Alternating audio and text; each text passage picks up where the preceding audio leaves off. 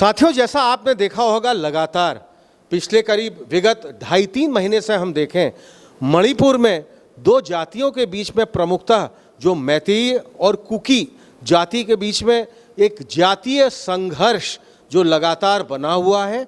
और इसके साथ साथ जैसा आपको आभास भी हुआ होगा और आपने देखा भी होगा, कई जगह बहुत ही उस मात्रा में पानी नहीं गिरा, लेकिन कई क्षेत्र ऐसे हमारे प्रदेश के, हमारे देश के ऐसे भी रहे जो पूर्णतः बाढ़ग्रस्त हो गए और उनमें अत्यधिक पानी गिरा और वर्षा बहुत ही अधिक हुई और कई जगह उस हिसाब से वर्षा नहीं हुई। तो अब हम जानना चाहेंगे हमारे साथ, क्योंकि पंडित उपेंद्र नाथ दीक्षित और जी बैठे हुए हैं, शास्त्री जी भी जो हैं। शास्त्री जी, इनमें जो हम प्रमुखता से जानना चाहेंगे, कुछ क्या ग्रह दोष, क्या कुछ खास तौर पे अगर मैं बात करूं तो इसमें ज्योतिष से भी क्या कुछ इसका कुछ प्रभाव है, या क्या कहना चाहेंगे आप इन पूरे जो प्रकरण चल रहे हैं, आपका क्या मानना है और आप इनसे सभी में क्या बोलना चाहेंगे, हमारे सभी दर्शक जरूर जानना चाहेंगे। जी, तो आपने बड़ा ही अच्छा प्रश्न किया है और ये समाज से हमारे जुड़ा हुआ है। जैसा कि पहला तो मणिपुर से संबंधित जो किया, तो मणिपुर में इस समय जो संघर्ष है वह मणिपुर का सिंह राशि बनता है और इस समय सूर्य और शनि का खड़ाष्टक योग बन जाता है। ज्योतिष में खड़ाष्टक योग को आपस में टकराने का योग कहा गया। 6ठे-8वें माने होना, कहते हैं ये हमारा इससे कभी नहीं बनेगा क्योंकि हमारा इसका 6ठी हाट है, खड़ाष्टक योग बन गया। और उसका भी मुख्य जो ग्रह है मंगल और शनि आमने सामने पड़ जाता है। तो यहाँ पर एक ऐसी पोजीशन बन जाती है कि जो साधारण जनता है वह जनता और मंगल आपस में टकराते हैं। तो यहाँ पर एक तरफ तो सरकार का जो पूरा शासन प्रशासन है, सेना है, पुलिस है, और दूसरी तरफ है जनता। इसमें मतभेद की स्थिति पैदा होती है और ये इतना विकराल हो जाती है। अभी अगर ये देखें तो लमसम ये 1 महीना योग बड़ा प्रचंड बना हुआ है।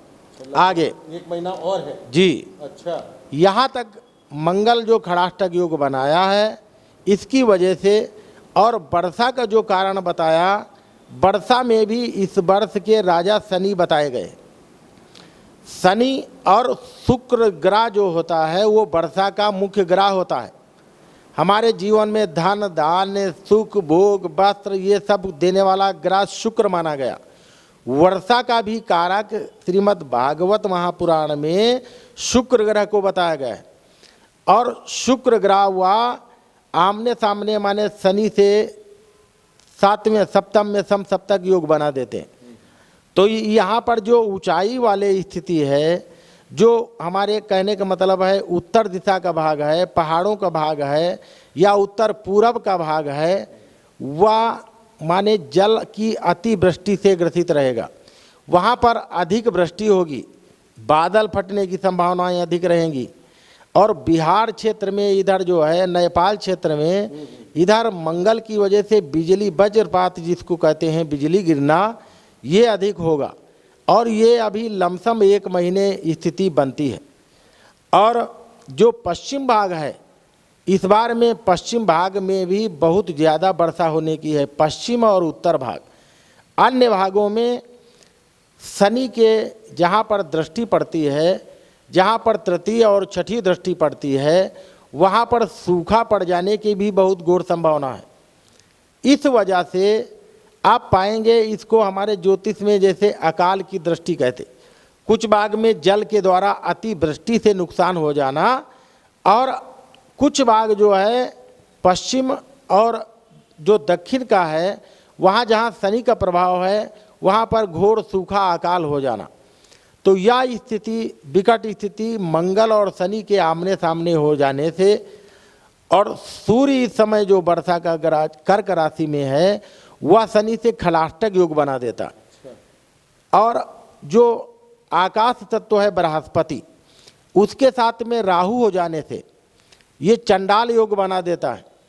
या भी जो है जो आंधी तूफान इस साल में कहें वो अधिक आएंगे। माने तूफानी वायु तत्व, आकाश तत्व का ग्रह माना गया है बृहस्पति। बृहस्पति के राहु के साथ में होने से इस बार जो साइक्लोन होते हैं, समुद्री तूफान जिनको बोलते हैं, उनकी भी अधिक आने की संभावना है। तो ऐसा कहने का तात्पर्य ये है, इस वर्ष में वर्षा सामान्य बराबर वृष्टि नहीं है, समवृष्टि नहीं है।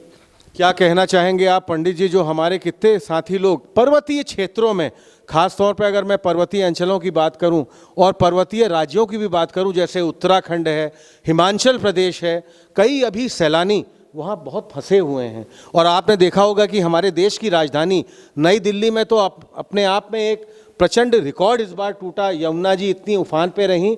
और अभी मैं देख रहा था फिलहाल रूप से, खास तौर पे जैसे मैं बात करूं, अगर एक राज्य की गुजरात, जूनागढ़ में अब इधर इतना कभी पानी ही नहीं गिरा था।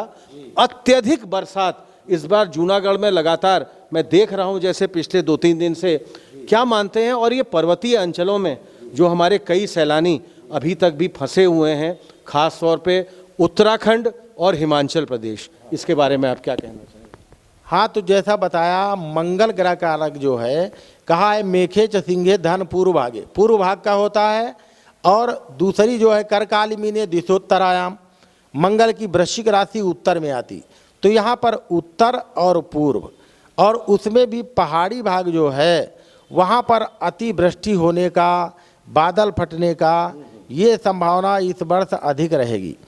दूसरे नंबर में पश्चिम जो आपने बताया गुजरात का क्षेत्र आ जाता है, सौराष्ट्र का क्षेत्र आ जाता है, वहाँ पर भी अतिवृष्टि होने की इस बार में अधिक संभावना है।